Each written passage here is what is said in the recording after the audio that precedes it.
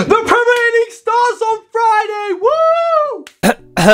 Yeah, sorry about this, guys. This was supposed to come out like 2 weeks ago before, you know, the Prem started, but I've been busy, okay? I haven't actually been home. I haven't been able to edit the video. Leave me alone, okay? But I've still got the video. It's here. A lot of shit has changed since I recorded this video, so just kind of sit down, watch, have some popcorn, enjoy the video. Oh, we're so back, by the way. We're so here. We're so back. The Prem starts on Friday, bruv. Come on, bro. Football every week. I'm gassed, bro. I'm gassed. Anyway, you've seen the title, you've seen the thumbnail. Premier League predictions. Everyone's doing them. I'm not trying to make some sob story. Quick, let's get into it. 20th in the Premier League next season is going to be Leicester City. Why? Leicester City are a shambles right now. They've lost their manager and their best player in the same window. They haven't got any really Premier League proven players apart from Harry Winks. He's Premier League proven, but he's not Premier League quality, I would say. Harry Winks is your best player coming into the next season. That's not a good thing at all. The only shining light they have is they've now signed that Mavididi on loan, who was class in the Championship. In the Prem, obviously it's a whole new challenge, but he did play Ligue 1. Obviously that's not the Prem, but he's played like first division football before. I will expect him to do alright this season, but I still see Leicester finishing 20th. They've lost their best player, they've lost their manager, they have no Premier League proven quality players at all. In 19th place, I have another newly promoted team, and that is Southampton. Once again, they haven't really got any Premier League players apart from Kyle Walker-Peters. If you're relying on a right back to carry you, no, not happening. Not happening at all. Let's add to the fact that their managers now come out and said they're going to play attacking football every week, no matter the opposition. So they can just get pummeled by the big teams, bro. If he's really going to adopt to that philosophy and not change and just be attacking throughout the whole season, they're going to get pumped. They're going to go straight back down. And again, they haven't really made any major signings this year to really stay in the Prem. Hella teams, when they come in the Prem, they're making so many signings just to stay in the Prem. These last 2 seasons, barely any signings been made. Is that because of FFP? Maybe. I mean, you see Nottingham Forest now hit with a 15-point deduction because of it. And obviously Everton as well. So maybe teams are trying to be a bit more careful, but then it is costing themselves places in the Premier League. In 18th place, the last relegation spot, it's not actually Ipswich. No. It's going to be Bournemouth. I put Bournemouth to get relegated. They finished 12th last year, by the way. And the main reason because of that, they've lost Solanke a week before the season starts. I think it's like 18, 19 goals last season. You're not going to get anyone to come to Bournemouth and then replace like a 20-goaler season. They've got 65 mil. If they manage to spend that wisely, upgrade their team, then I can obviously see them staying up. But right now, as it stands, with no Solanke, that's not a Premier League squad. And the big question is, where have I got Ipswich? Because I haven't got them relegated, but I have got them 17th. Ipswich is 17th, and I've got them ahead of Bournemouth due to the fact they have players that can win them games. Amari Hutchinson is no joke. The real ones know my man from the F2 video. If you've been outside, you know Amari Hutchinson from F2, but you don't. You know him as that failed Arsenal wonder kid and the guy who can't get a game at Chelsea, and now he's gone to Ipswich. He's been ripping it up for Arsenal. He went to Chelsea, ripped it up there for a bit, and now he's got a first team move to Ipswich last year, barked off in the Championship, got them promotion, and now he's signed there permanently. He's gonna bark off in the Prem. He's one of them, bro. No matter who he plays, he'll spin him up. Like, he's cold, he's a baller. Watch Amari Hutchinson this year. I'm putting my stocks into him this year. He is one of the players I've got my stocks heavily invested in,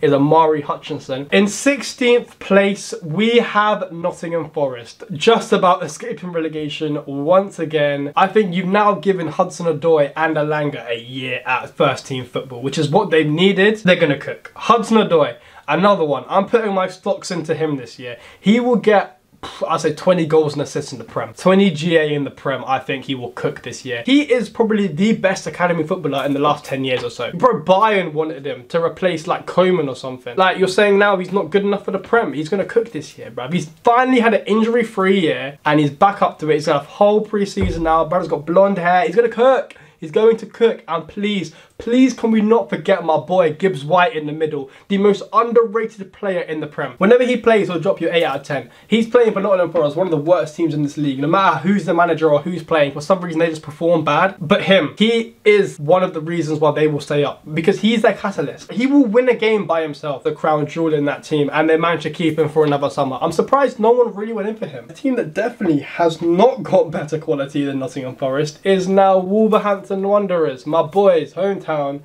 I've got them 15th. That Pedro Neto signing is a big loss, very big loss, but it's not as big as a loss as you'd think. Like, I've only got them finishing one place lower than they finished last season. And considering they sold their best player, that's not that bad. They've also lost Kilman. I've just remembered that. They have lost their captain. Oh, yeah. Okay, I low-key forgot that they lost Max Kilman. But yeah, fuck it. Wolves are in 15th, I think. I think they'll be safe. Again, you've got Cunha, you've got Hwang. Wolves 15th. I like Wolves. Cunha's good. Like, they've got Cunha. In 14th place, I have Brentford. Low-key, this bit's all irrelevant because I just spoke about how Ivan Toney was going to keep them up. But yeah, they're still going to be 14th. So here's me talking about the greatest player to ever play football. They have bought probably the best player in the Premier League, Fabio Carvalho. I think Brentford could finish top 10, bro. Fuck it, Brentford are winning the league. Because Fabio Carvalho is going to transform that team. Why the fuck did we let him go? Why have we let Coutinho regen go? For Brentford, he's going to cook. Because people are saying, where's he going to play? Because Brentford don't play with wingers and they don't play with a 10. What they're going to do is they're going to play him and Toney up top. And he's just going to drop a little bit deeper. Because that's what they did for Hull last year. Fabio Carvalho's going to cook, Ivan Toney's going to cook, and Brentford are going to come 14th. Which is respectable, to be fair, because the rest of their team is not a Premier League worthy squad, apart from maybe like Norgard. 13th place, we have Fulham, the exact same place as last year. Nothing's really going to change. They've lost Paulinho, their best player, their DM. Everyone kind of saw that happening though. Their captain's gone as well, tossing Adarabioyo, but they have brought in Emil Smith-Rowe. And I think he'll bark off this year, if he doesn't get injured, of course. If he doesn't get, because when he doesn't get injured, he plays well. If he never got injured for Arsenal, he'd probably be starting for Arsenal. Like, he's got the ability to start for probably any team in the Prem. It's obviously the injuries have hindered his career. There's not really too much to say about Fulham. They're just a team of like washed ballers. Yeah, I've still got them 13th because the teams ahead of them are just so much better. 12th, I've got Everton. I think Everton are going to have a great season. Obviously, they had a great season last season. It looked a whole lot worse due to the points deduction. Like, they should not have finished where they finished. They finished 15th last year, even with the points deduction. Obviously, that's now probably not going to happen this year. They do play well, or they don't play well, but they get results. That is the main thing. They get results, which is all football's about, really. And their manager is probably one of the best in the business at getting results. And now he's got a better group of players to work under. No major signings for Everton, but I'm going to keep saying that as I get higher and higher up the list, because not really many teams, apart from like 4, I guess, have made any major signings. Yeah, I've got Everton 12th. Not really much to say about Everton. Same as who's in 11th? Brighton. There's not really much to say about Brighton. Like, I've got them in the same position as last year. They finished 11th. They are 11th. They lost their manager. It's Brighton, you know? They'll be there or thereabout. What's there to say on Brighton? João Pedro, he looks good. Adingra, he looks good. Evan Ferguson, he's been ass since the start of last season. In 10th place now, top half of the table, I have Crystal Palace. I'm very excited about Palace this season because it doesn't actually look like they're going to lose as much as I thought they would. Obviously, they lost Elise very early on in the window, but because they lost him early in the window, that allowed them to bring players in. Keeping Eze and keeping Gueye are very important. I don't think Eze will go to Spurs. I've seen him linked with Spurs quite a bit. I think he'll stay. I think if he would have gone, he would have gone by now. That manager, by the way, one of the big reasons they are going to finish top half. He can improve players, and with that Brer up front, Jean-Philippe Mateta, oh, he's going to cook. He's going to cook. He's a black on ice. He cooked in the Olympics. He's cooked in the Prem. He's going to get golden boot this year. 9th, I have Newcastle United. And that is purely because I think the teams above them have just got better quality. I think the teams above them will just get results because there's days, there's weeks, Newcastle get thumped like 3-0 against some randy team. Like, they lose points like willy-nilly. Is that a phrase? Do people say willy-nilly anymore? I don't even know. But they lose points like all over the gaff. Whereas I think a lot of the teams above them, they'll be a bit more structured when it comes to playing against like the lower league teams. And they'll just grind out results against teams they need to. Newcastle, they either pump teams or they get pumped themselves. There's no really in between. Which is why out of the teams above them, I can see them coming like bottom of that little bit. In 8th place, I have Aston Villa. They've bought well. They have bought well. But they have lost Douglas Luiz, who is a big source of goals for them, and they've replaced him with Onana, who is good. Don't get me wrong, but they're two very different types of player. With Onana, you've also got Kamara in the same team as well, who are the same kind of profile. You haven't really replaced Douglas Luiz's profile. I think the quality of the Champions League will just get to them and they'll crumble in the league. I don't think they'll finish 4th in their group. I think they'll at least finish 3rd, which means they'll go to Europa, and that's where Emery thrives. So I think they'll be in Europe for the majority of the season. Obviously, that will be a massive hit at their league form. In 7th place, Chelsea. I've got Chelsea finishing 7th. Now, is that controversial considering all the players they've signed? They should be a lot higher. They've got too many players. I've seen they've got 50 players now. I made a whole video about Chelsea like a few days ago. If you want to see that one, just go over and see it. I'll talk about Chelsea in depth. Will Palmer have the same season as he had last season? Yeah, I think he will. I think he will just have quality. No matter if his team shit or whatever, he's just going to be good. It's all a bit of a shambles over at Chelsea right now. That's why I've got them 8th. If they come higher than 8th, I think that's a good season for them. They should be finishing higher than 8th, obviously. But they've got too many players. What is their first team? Because a lot of teams, they've got their first 11 and they play them most weeks. Chelsea haven't got a first 11. They haven't really got a first 18. You're going to make a lot of people unhappy. In 6th place now, Europa League spot, I have West Ham. I think West Ham are going to kick. They have signed a striker, which is what they've been needing for years. They've signed a proven goal scorer now, a Champions League finalist, by the way, in Nicholas Füllkrug, a German international. He's a Premier League striker. He's a classic number 9. He doesn't care about the link-up plays. He wants to get himself in that box and he wants to score goals. You've got Aaron Wan-Bissaka, probably the best defensive right back in the world. The only position I have doubts over for West Ham is probably the left back. They've upgraded in every single position, and they've also got Kudus, Bowen and Paqueta that are still there. West Ham are going to cook, man.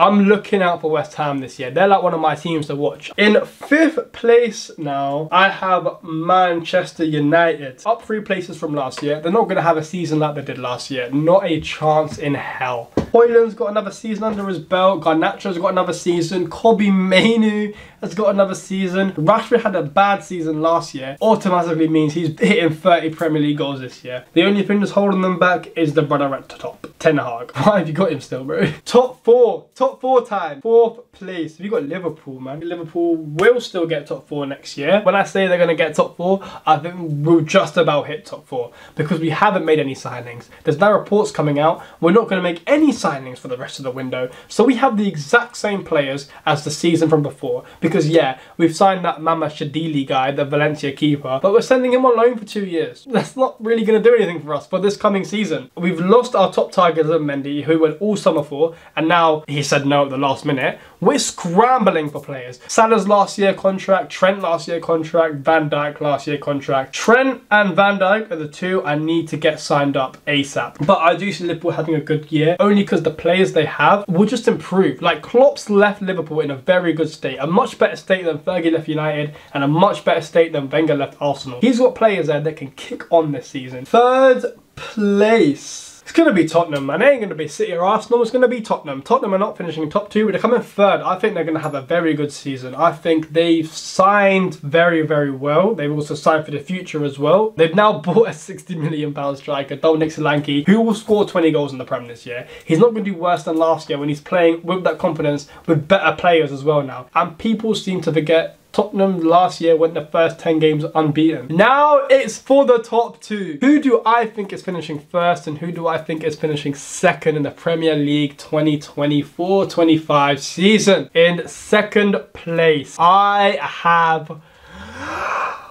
Arsenal. Yep. Man City are winning 6 in a row. It's going to be Arsenal coming 2nd once again for the 3rd season running, and it's going to be Man City winning again because Haaland. And that is the one difference in these teams, is Erling Haaland. Haaland's on a revenge streak this year. He's heard man chat shit on his name, even though he still finished top goal scorer last year. He's ripping 40 goals in the season. He's ripping 40 this year, bro. Have you seen him in pre-season? He's been killing it. I've seen hella man thinking Arsenal, oh, they're going to finally win the league. No, I'm a Liverpool fan, bro. You don't finally win the league just based on coming 2nd. That's not how it works. You've got to actually win it and be better than the team ahead of you. And we've done that for 1 season out of 5. Arsenal haven't done that, and they're going to continue to do that without having a number 9. Havertz ain't getting you 20 goals this season. Calafiori, very unproven. You signed off the back of a few good games in the Euros. Let's be honest, you weren't going in for him before the Euros, and Italy got knocked out in the round of 16, which he didn't even play in. So he's played about 3 games in the Euros. Is that really like going to bolster their team as much as they think it is? I don't think so. I think Timber's just going to slot in. I think Calafiori is going to be a bench player. Arsenal are coming 2nd. Man City are coming top because they've just got too much quality. And they've still got Pep. It's going to be City's year. Pep's last year. He's coming for it. Haaland's coming for that vengeance. But what do you think of my predictions? Do you think I'm chatting utter rubbish, or do you think I'm chatting bull? I hope you enjoyed this video. Like, share, subscribe, all of that. I'll see you in a bit, and love.